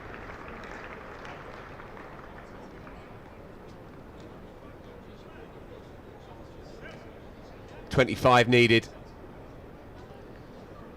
and a day and 70.5 overs to get them.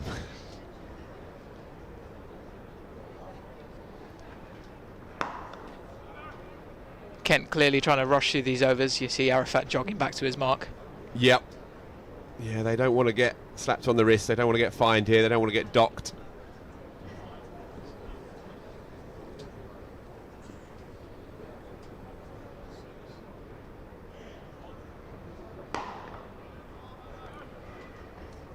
Arafat turns and jogs back again to his mark. Tough thing for the debutant, having bowled so well. Now he's, you know, this is a really just a tough ask when Surrey are cruising to the target.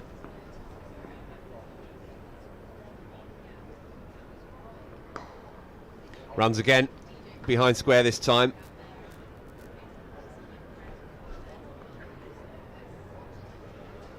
Seven and a bit overs gone. Rory Burns already into the 30s.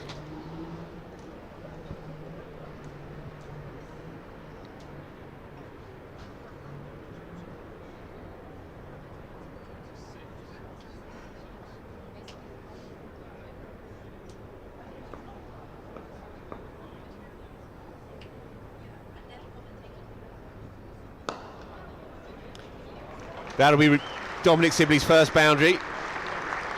That is his area. Just leans on the flick through mid-wicket, easy as you like.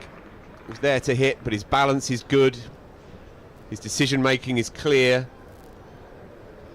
Surrey easing themselves up to 38 for no loss. 20 needed.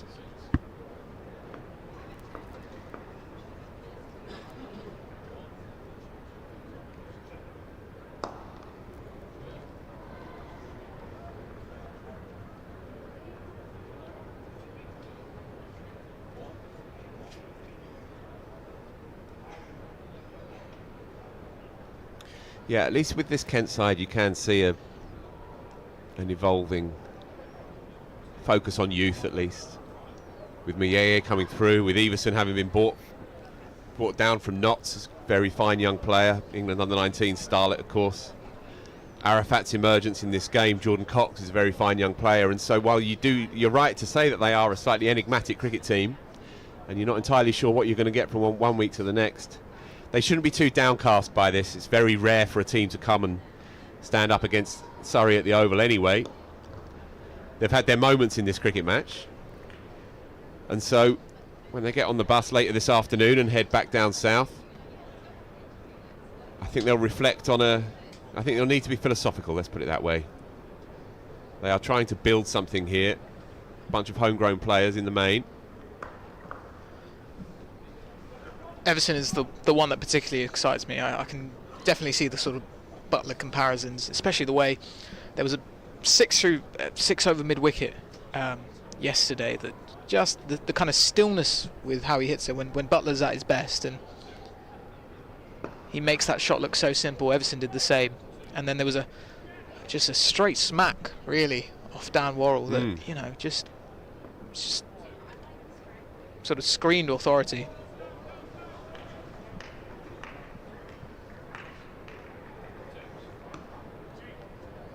And of course he can bowl as well. He basically, I'm not sure he likes this, but he's earmarked as the Steve-O replacement. Replacing the irreplaceable. It's quite a sobering thought for the rest when you look at this game now in its dying embers, and you have Oliver Pope, Will Jacks, Jamie Smith not really done too much, not had to do too much in this cricket match.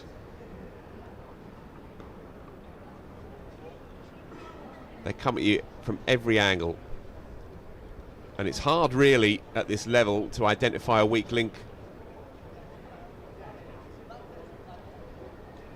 There just doesn't seem to be anyone that they can target in the bowling attack.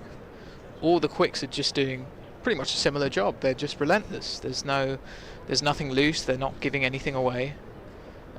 They're all, in a way, similar bowlers. Something that England often used to get criticised for was that kind of the sort of right arm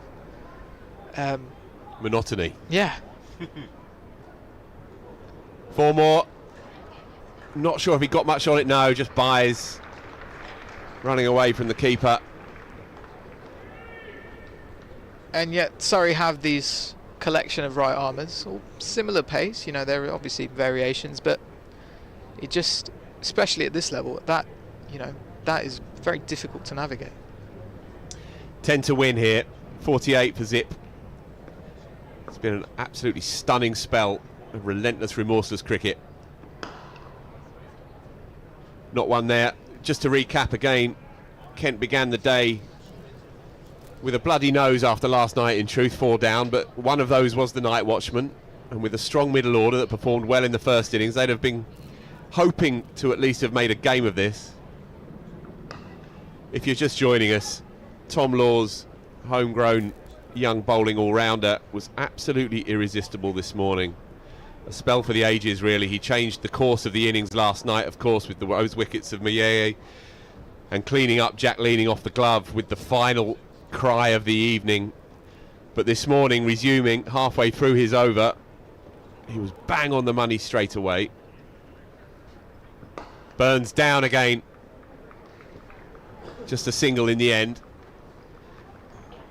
Yeah, resuming in his 3rd over of the innings. And Tom Laws, by the end of it, had taken 5 for 22 from his 9 overs. And they were real wickets as well, as the 50 is politely applauded by the faithful.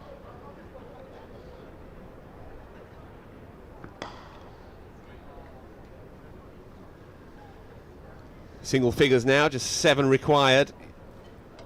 Yeah, Tom Laws, who has already made a few statements in this side, in one-day cricket, but also latterly last year in 4-day cricket.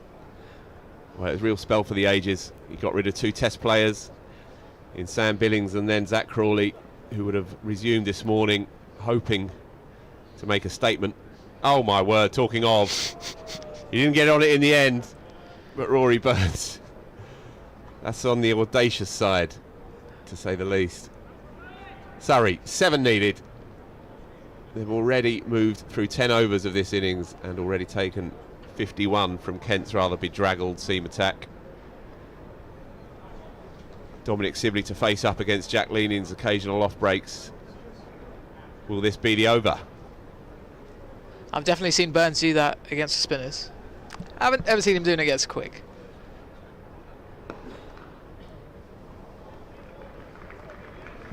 So what do we have in this field here for Rory Burns? We've got the man out at deep backward square on the offside for, I guess, that reverse hoik. A man at cow. Deep square. Long on, long off. Deep fine leg. Down he goes, nicely played into the offside. Entirely in control of that. These are the good times. When you've picked the right side, you've overseen it, victory's assured, and you can just go through the motions. There's been plenty of them of late.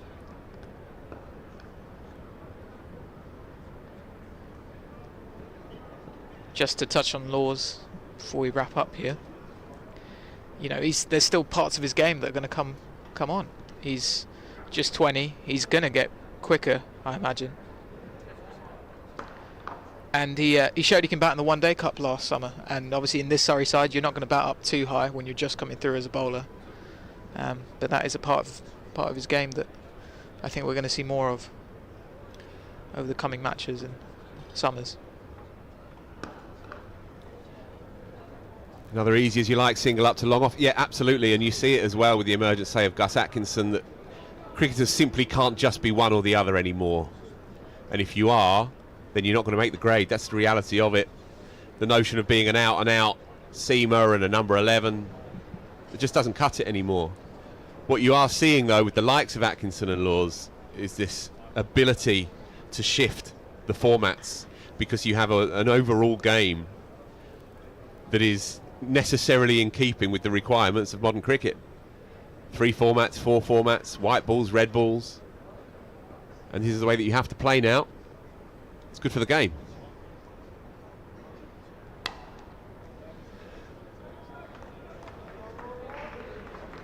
Scores are level.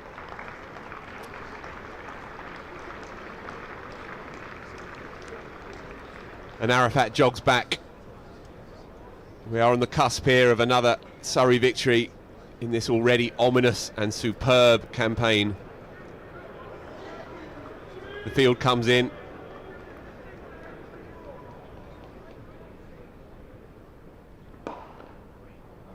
Wait on, wait on.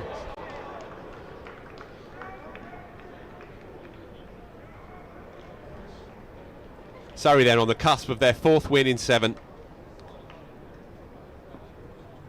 To extend their lead at the top. And it's there. Rory Burns dances down the track,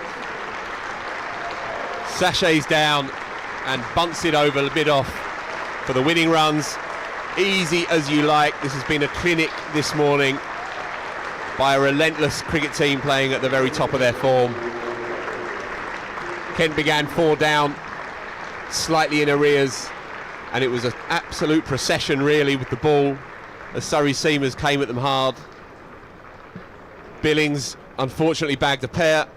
Crawley nicked off soon after, and then there was no stopping Surrey running through the lower order. And then with the bat, well, Rory Burns, 36 not out, easy as you like. He's looking in good nick, and no doubt we'll be seeing a bit more of that reverse bunt for 6 over deep backward square on the offside.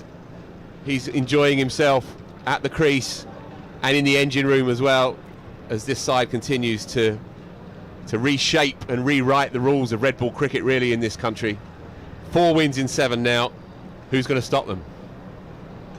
It's hard to see, because this is what they're doing this season. You think a couple days in, things are neck and neck. You think you've got a proper tight finish. We saw it between Surrey and Hampshire, where we thought we're going to have a thriller here, and then Surrey just pull away. It might be 20-30 minutes with the ball in the field where a bowler runs through a side, or it might just be a virtuoso batting performance. We saw it with Pope against Hampshire. this time round, this morning, we've seen it with Tom Laws with the ball. Surrey just have that. They have that one extra man who's going to stand up and deliver, and it's happened yet again at the Oval this summer. Yeah, as Taha quite rightly says, if one pedigree cricketer doesn't get you, then another one will. It's been superb this morning, and a very good crowd have to just appreciate a cricket team playing at the absolute top of their form. So, as I say, 4 from 7 now. Surrey flying high at the top of the table. It's early to start talking about back-to-back titles.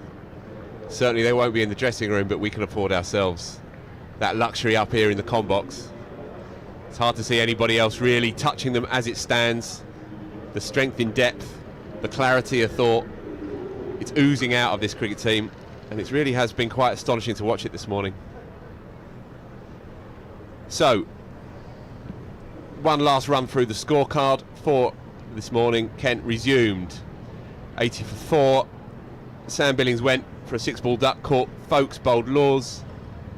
Zak Crawley then nicked off to Ollie Pope at second slip. It was a good ball by Tom Laws, maybe slightly static on the front foot by Zak Crawley, who played very nicely last night for his 34. Joey Everson came and went, yorked by a late swinging in-ducker from Tom Laws, who was having a real day out by that point. Jordan Cox came and went, nicked off against Abbott. Another easy catch for Ben Folkes, who's had another tidy game.